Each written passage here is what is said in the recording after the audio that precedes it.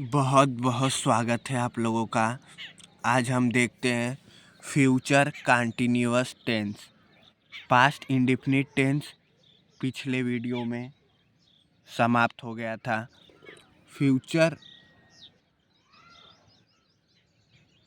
Past indefinite हो गया, present indefinite हो गया, फ्यूचर इंडेफिनिट भी हो गया। आज हम देखने वाले हैं फ्यूचर कंटीन्यूअस टेंस। पहचान वाक्य के अंत में रहा होगा, रही होगी, रहे होंगे ऐसे शब्द देखने को मिलते हैं। जैसे वह नाच रही होगी, अंत में रही होगी है मतलब फ्यूचर कंटीन्यूअस टेंस। वह पत्र लिख रहा होगा। सीता सो रही होगी, इसके भी अंत में रही होगी है मतलब फ्यूचर कंटीन्यूअस टेंस। वे फुटबॉल खेल रहे होंगे, इसके भी अंत में रहे होंगे है मतलब फ्यूचर कंटीन्यूअस टेंस।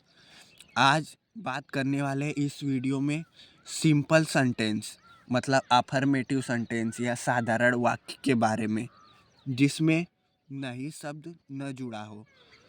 बस सिंपल कहा जाए वे फुटबॉल खेल रहे होंगे, इसकी अंग्रेजी बनाइए। सीता गाना गा रही होगी, इसकी अंग्रेजी बनाइए। अब अंग्रेजी कैसे बनाते हैं अब देख लेते हैं। सबसे पहले हम सब्जेक्ट लिखेंगे, सब्जेक्ट के बाद फिर हेल्पिंग वर्ब शैल या will plus be plus main verb में आईएनजी रहा रही रहेगा तो आईएनजी प्लस ऑब्जेक्ट। अब यदि नाट रहेगा तो शैल और बी के बीच में ही नाट का प्रयोग कर देंगे निगेटिव के लिए। अब होता क्या है, आई और वी के साथ शैल लगता है, बाकी जितने भी सब्जेक्ट रहेंगे सबके साथ विल लगेगा, चाहे वह एक वचन हो चाहे बहुवचन हो। बहुवचन में जैसे देख लेते हैं, वे फुटबॉल खेल रहे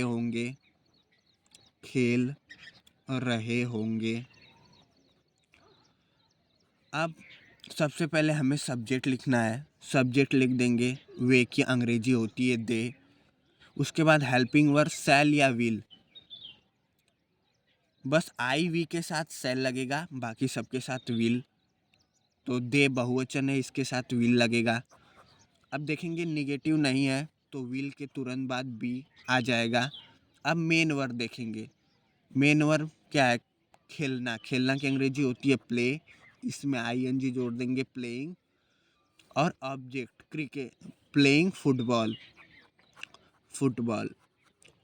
cool stop, they will be playing football.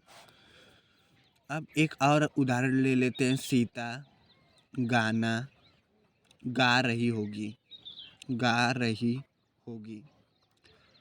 रही होगी है मतलब फ्यूचर कंटीन्यूअस टेंस है।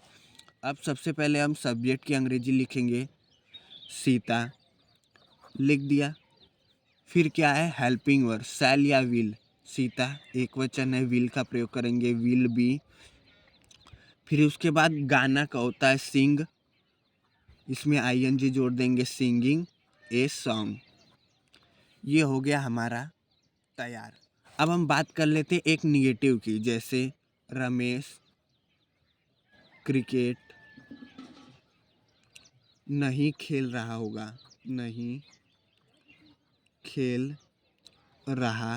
होगा, इसके भी अंत में रहा होगा है मतलब फ्यूचर कंटीन्यूअस टेंस है।